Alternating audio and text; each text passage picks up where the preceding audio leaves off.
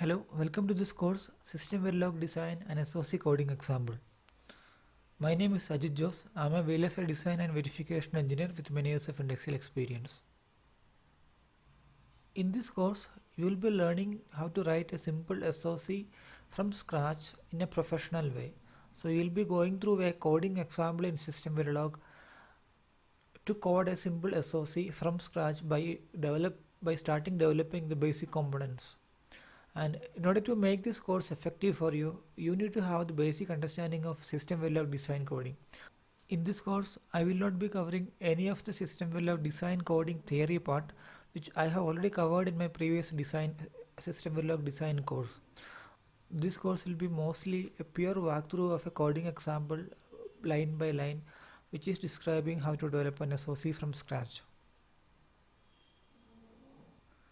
Learning System Verilog. You can learn System Verilog HDL to learn the design coding or to learn the verification coding.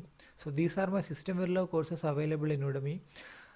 So the first course, System Verilog Design 1, Start Programming Your Own ICs in HDL, is describing the basic concepts of System Verilog design from scratch. It teaches you all the theory behind SOC design and System Verilog, right from how to write a module. And this is the second course in design, which you are currently going through a professional SOC coding example. And these two are the design courses, and these are the verification courses in System Verilog available in Udemy.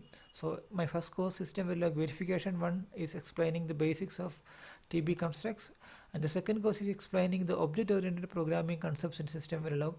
The third course is explaining the random constraint usage in System Verilog in detail, and the fourth course is explaining the way of writing functional coverage in System Verilog, and the fifth course is explaining UVM theory in detail, and it's a very good platform to learn UVM and to start coding UVM test bench as your own.